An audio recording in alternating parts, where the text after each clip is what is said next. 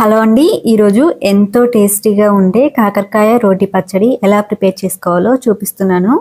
చేదైతే అస్సలు ఉండదండి. టేస్ట్ మాత్రం చాలా బాగుంటుంది. తప్పకుండా ట్రై చేయండి. ఇప్పుడు ఎలా ప్రిపేర్ చేసుకోవాలో చూద్దాము. వీడియోని స్కిప్ చేయకుండా చూడండి.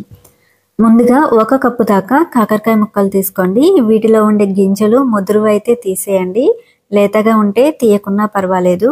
చింతపండులో నీళ్ళు పోసి నానబెట్టుకోండి. అలాగే 1 కప్పు దాకా ఉల్లిపాయ ముక్కలు, కారం, ఉప్పు. ఈ ఉప్పు 1/2 కప్పు తీసుకుంటే సరిపోతుంది. అలాగే 2 టేబుల్ స్పూన్స్ దాకా బెల్లం తీసుకోండి. ఒక వెల్లిపాయ మొత్తం ఇలా పొట్టు తీసి పెట్టుకోండి.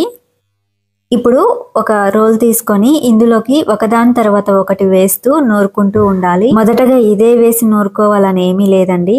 మీకు నచ్చినట్టుగా కాకరకాయ వేసైనా నూరుకోవచ్చు, ఉల్లిపాయ ముక్కలు వేసైనా నూరుకోవచ్చు. కానీ ఒకదాని తర్వాత ఒకటి వేస్తూ కొంచెం కొంచెంగా ఉప్పు వేస్తూ నూరుకోండి. మధ్య మధ్యలో ఉప్పు వేస్తూ దంచుకున్నారంటే ఈజీగా నలుగుతుంది. ఇక్కడ నేను ఒక చిన్న విషయం చెప్పాలనుకుంటున్నానండి. ఏంటంటే మనం ఇక్కడ దొడ్డుప్పు తీసుకుంటాం కదా, ఈ ఉప్పు అనేది మెత్తగా నలిగేంత వరకు నూరుకోవాలి. లేదంటే మనం పచ్చడి తింటూ ఉంటే తగులుతూ ఉంటుంది, తినే ఇంట్రెస్ట్ కూడా ఉండదన్నమాట.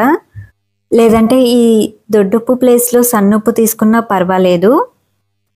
సన్నుప్పు తీసుకుంటే మీకు ఈజీగా ఉంటుంది. కచ్చాపచ్చగా నూరుకున్నా కూడా ఏం చేదు ఉండదు కాకరకాయ.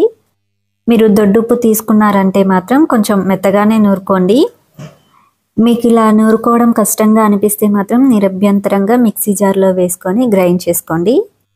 నేను కొంచెం కొంచెంగా నూరుకున్నాను కాబట్టి ఇప్పుడు మళ్ళీ అంతా ఒకేసారి వేసి నూరుకుంటున్నాను, మంచిగా కలిసే విధంగా. కాకరకాయ ముక్కలు అదేవిధంగా ఉల్లిపాయ ముక్కలు మొత్తం వేసుకున్నాను. 1/2 కప్పు ఉప్పులో 1 టీ స్పూన్ ఉప్పు మిగిలింది. బెల్లం కూడా మొత్తం వేసుకోలేదు. ముందే చెప్పాను కదా, ఒక 2 టేబుల్ స్పూన్ దాకా మాత్రమే పడుతుంది. అలాగే 1/2 కప్పు కారంలో 1 టేబుల్ స్పూన్ దాకా కారం మిగిలింది. మీరు తినగలిగితే మొత్తం వేసుకోవచ్చు. వెల్లిపాయలు కూడా అన్నీ వేసుకున్నాను.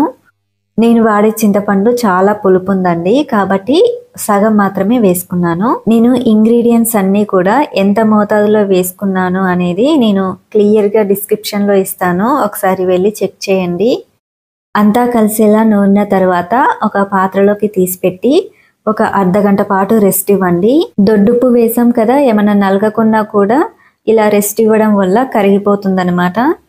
ఇప్పుడు స్టవ్ మీద పాత్ర పెట్టి 100 ml దాకా నూనె వేసుకుంటున్నాను. మీకు క్లియర్గా తెలవాలంటే మీరు ఏ కప్పుతో అయితే కాకరకాయ ముక్కలు తీసుకుంటారో అదే కప్పుతో సమానంగా నూనె వేసుకోండి. నూనె వేడెక్కిన తర్వాత నూరు పెట్టుకున్న పచ్చడిని వేసి కలుపుకోవాలి. ఒక 5 నిమిషాల పాటు వేపుకుంటే సరిపోతుంది. ఎక్కువసేపు కూడా అవసరం లేదు.